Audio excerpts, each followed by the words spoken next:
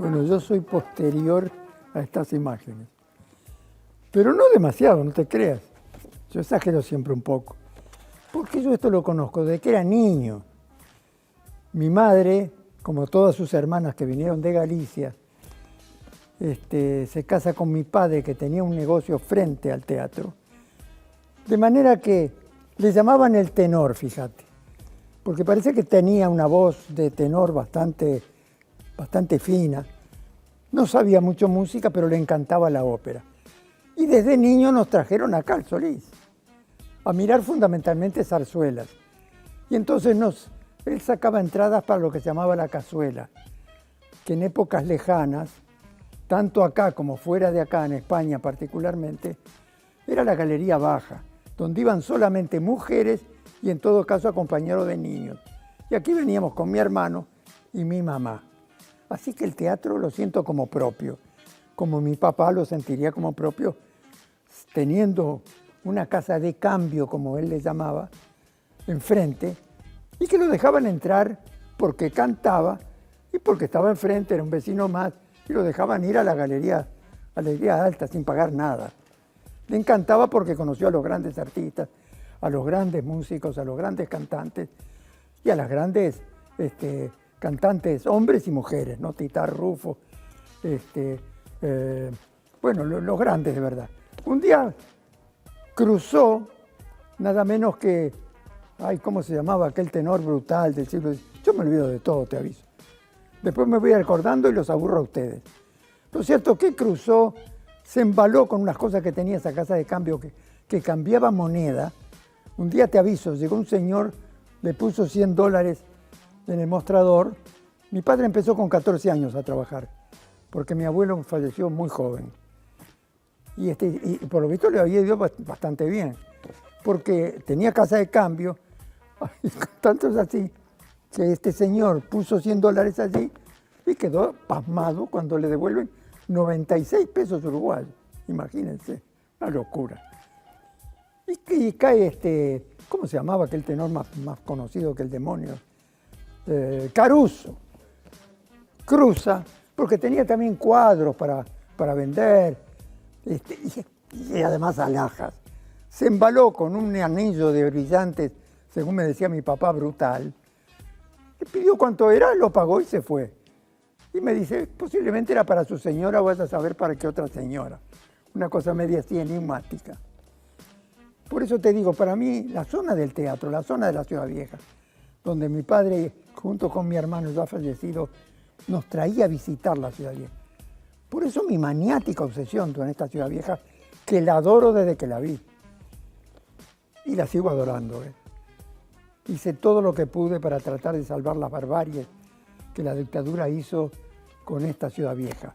Aunque claro, lo peor no fue contra los edificios, está bien claro, ¿no? Pero la verdad que haber podido constituir con una cantidad de alumnos de la facultad tan embalados, tan entusiasmados como yo, para defender esas barbaridades que se estaban haciendo, destrozando cuanto se podía, nos llevó a constituir un grupo de estudios urbanos que fue de lo poco que pudimos hacer desde los conocimientos propios, ¿no? Además, una cosa era defender la ciudad, ya que no podíamos defender, desgraciadamente, a la gente que era masacrada tanto o más que a las propias construcciones. Y la verdad que fue muy estimulante hacer lo que hicimos, la verdad.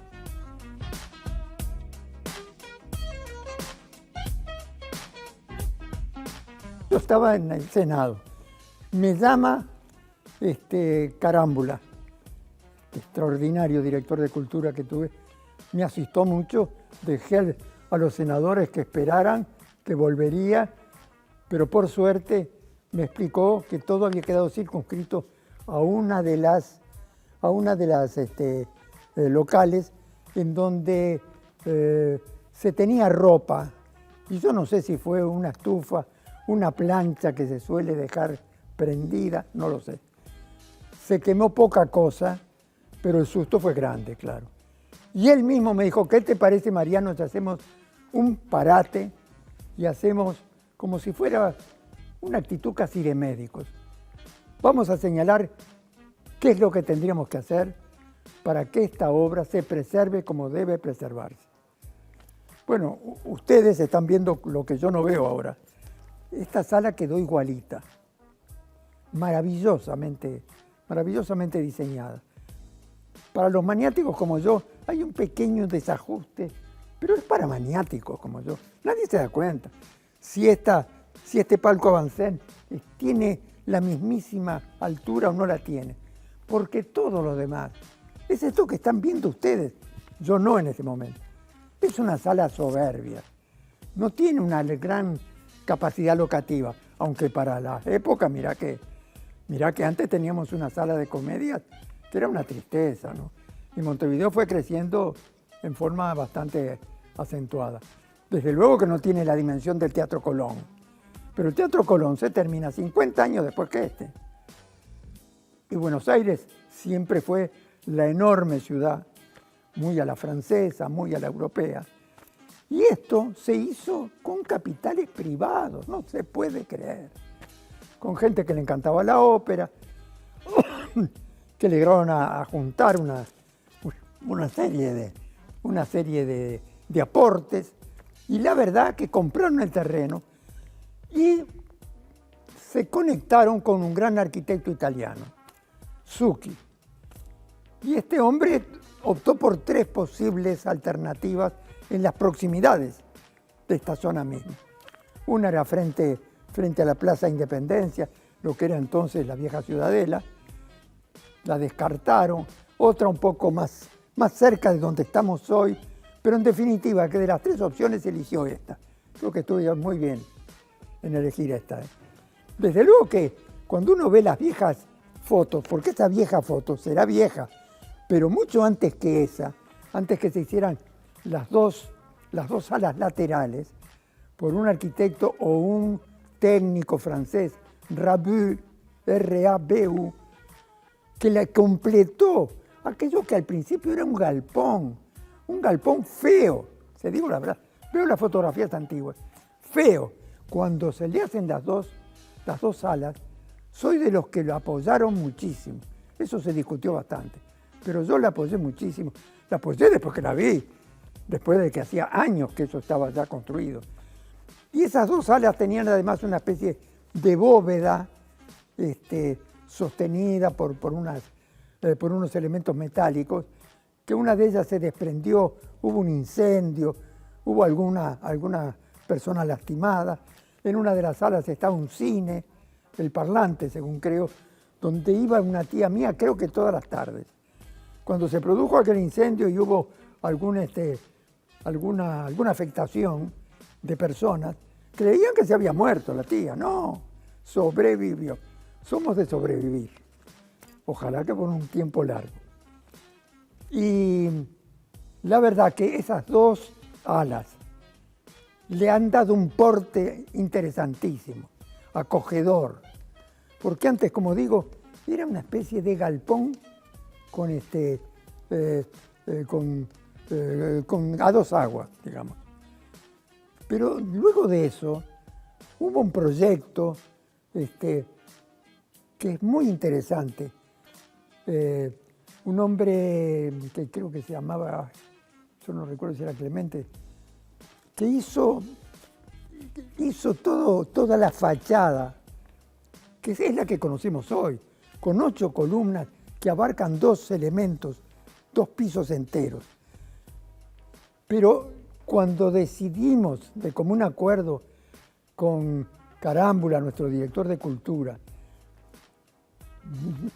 hacer un estudio muy preciso de todo lo que había que cambiar, una de las cosas que nos dijeron, mira, si vos querés tener un teatro moderno, que tenga las exigencias que hoy el nuevo ballet exige, que las nuevas escenografías que de pronto hay que cambiarlas rápidamente, en fin, con toda la técnica teatral que puede tener, claro, con otro volumen y otras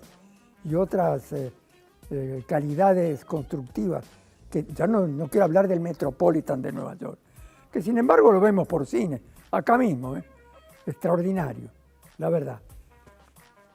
Pero sinceramente ustedes no quieran saber que aquellas aquellos elementos extraordinarios de todo lo que era la escena, que parecía una arquitectura, como digo, romana. Cuando un día vemos que habían socavado todo esto y se llegaba hasta los pilares de sustentación, yo dije, no vengo más acá hasta que todo esto esté firme, porque aquella pared de fondo quedó expuesta a los vientos del sur.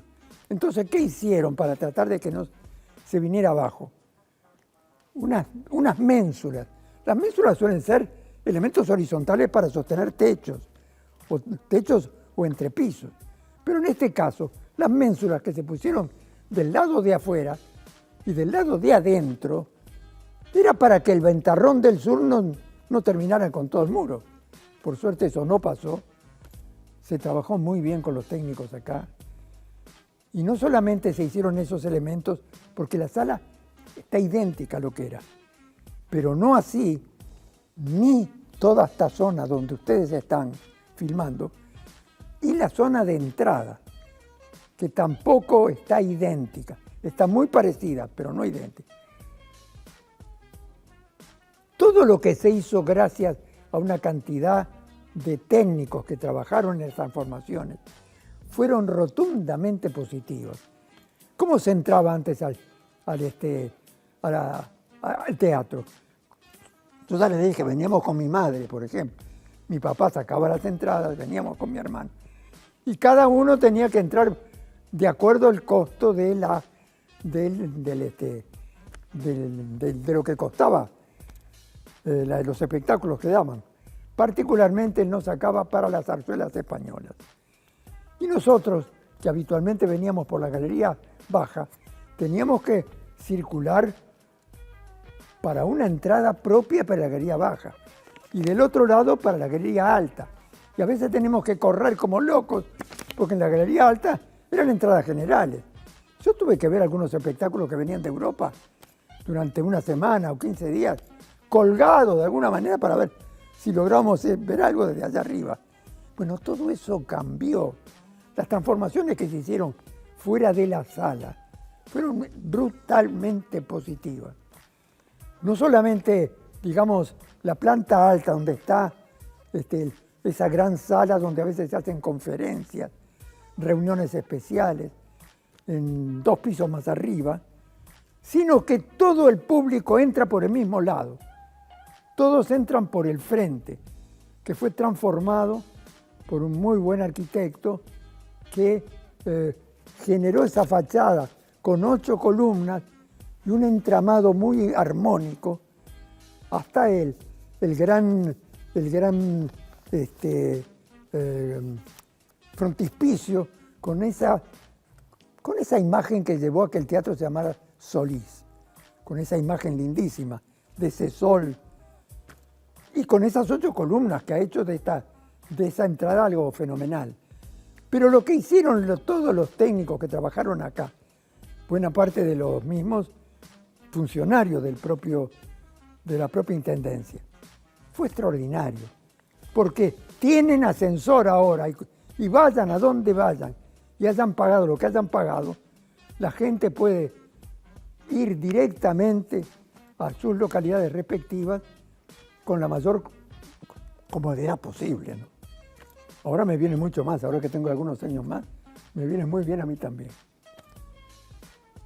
Y ustedes verán cómo están hechas las escaleras visibles, con unos cristales extraordinarios, cómo están hechas también las puertas de doble altura. Y mucha gente se ha quejado de que eran metálicas. Pero muchachos, la arquitectura posiblemente tenga que variar como variamos nosotros también. No somos la misma persona exactamente que fuimos hace 30 o 40 años. La verdad que las modificaciones que hicieron en este teatro fueron todas positivas.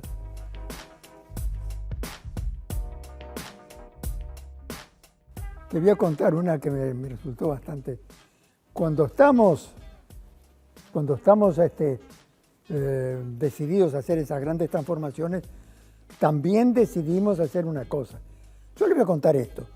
Me tocó muchas veces estar en la Comedia Nacional y aún en algún concierto, los sinfónicos o los conciertos de cámara. Acá tuvimos al maestro Estrada, por ejemplo, el papá de un compañero mío del liceo, que creó una orquesta de cámara, una pequeña orquesta para obras no de las grandes obras sinfónicas, ¿no? Y recuerdo que cuando ya habíamos decidido hacer todas esas transformaciones en las entradas, en las circulaciones, en las escaleras, en la fachada, en los grandes cerramientos que dan hacia la plaza que enfrenta al Teatro Solís, o el Teatro Solís a la plazoleta. Yo recuerdo que decidimos hacer un cuidadoso estudio de todo lo que pasaba por encima de este plafón. Porque estando, como les digo, en algunos espectáculos de teatro o de conciertos, de pronto llegaba una lluvia como las que suelen venir y como vinieron en estos últimos tiempos. Y de pronto había que irse al teatro, porque esto era un tambor batiente. ¿Por qué? Porque estas telas maravillosas, hechas por el pintor Herrera y Colibadino, que viajaron juntos a Europa para estudiar pintura, grandes pintores, tanto las obras de distintas coloraciones como aquellas monocromas, que están maravillosamente configurando todo este panel. Ustedes no saben la mugre que tenían. ¿Por qué? Primero, porque no tenían nada más que una especie de nave. Visto que en arquitectura se llama nave de pronto aquellas formas que si tú las invertís se parecen a un bote, a un navío. Esta también, de alguna manera. Pero ¿qué ocurría? Que este techado en herradura está clavado esas telas pintadas. Y arriba no tenía nada más que un techo de metal. Ni te digo cuando venía lluvia o cuando caía granizo. Te tenías que irte, la verdad. Bueno, no te imaginás la obra que se hizo para evitar eso. Porque ¿qué es lo que puede asegurar que un salón de espectáculos, nada menos, conciertos, obras de teatro, ballet, lo que fuese? Lo que puede evitar eso es una superficie inerte y con cierto peso. Entonces, ¿qué se hizo? Dijeron, vamos a hacer una enorme losa de hormigón, de hormigón macizo, de unos 10 centímetros, si mal no recuerdo. Pero ¿cómo se hace para sostener semejante cosa? Hubo que hacer vigas enormes, vigas complejas, que no las podíamos hacer en el Uruguay. Vinieron por la carretera, si mal no recuerdo, desde Córdoba, Argentina. Imagínense ustedes el esfuerzo que fue hacer todo esto. ¿Y cómo se hizo? Hubo que perforar los muros laterales de este centro, más allá de las dos alas laterales, para que esas vigas pudieran ir de punta a punta a sostenerse en los muros que están por detrás de los palcos. Fue una tarea formidable. Recién ahí se hicieron esas vigas se pusieron otras vigas para disminuir las luces, las distancias, poder hacer un entrepí,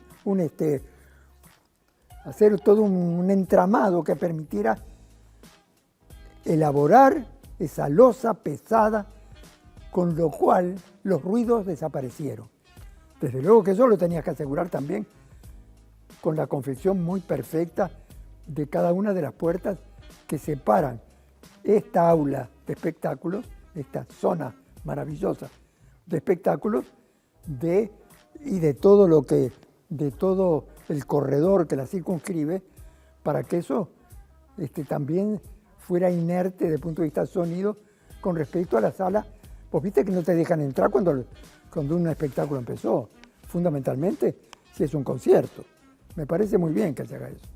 Acá entonces también se levantó todo el piso de la platea. Ustedes, yo no sé si se acuerdan, la platea era una cosa absurda. ¿Cómo se entraba a la platea? Se entraba por el medio, donde tenés que privilegiar la zona más atractiva de un teatro, la parte central. Mientras que ustedes vieron que ahora se entra por los costados y con una línea de asientos, de unos 11 asientos por lado, de manera que la parte privilegiada está en la parte central. Para hacer todo eso y para asegurar que la mugre que se había ido acumulando en esas preciosas pinturas que estaban clavadas a esa nave invertida, un día viene Enrique Iglesias, que como ustedes saben no solamente es un formidable técnico en su especialidad en economía, que fue nuestro canciller, que fue nuestro presidente del BID durante añares, y un hombre de teatro, enloquecido desde siempre, muy amigo de gente que hizo maravillas en el teatro hace años atrás, particularmente con algunos de los personajes que estaban en lo que se denominaba el teatro independiente en el club de teatro. Un día que lo veo, le digo, pero Enrique, ¿vos no querés venir? Porque yo lo conocía cuando era estudiante todavía. Un tipo formidable, de una sencillez y un talento que me dejaba pasmado. Y de un conocimiento de música y de teatro fenomenal. ¿Por qué no venís a ver esas pinturas y las tocamos con la mano? Cuando entramos allá, las pinturas que parecen tan perfectas, en realidad parecen más perfectas desde abajo que desde arriba. Pero son maravillosas, ¿eh? Fíjate lo que estamos haciendo. Quedó encantado, te digo. No me olvido más, porque son de esas cosas lindísimas. Las grandes personalidades no tienen por qué ser petulantes, como a veces uno comprueba que lo son. Muchas gracias. Un gusto.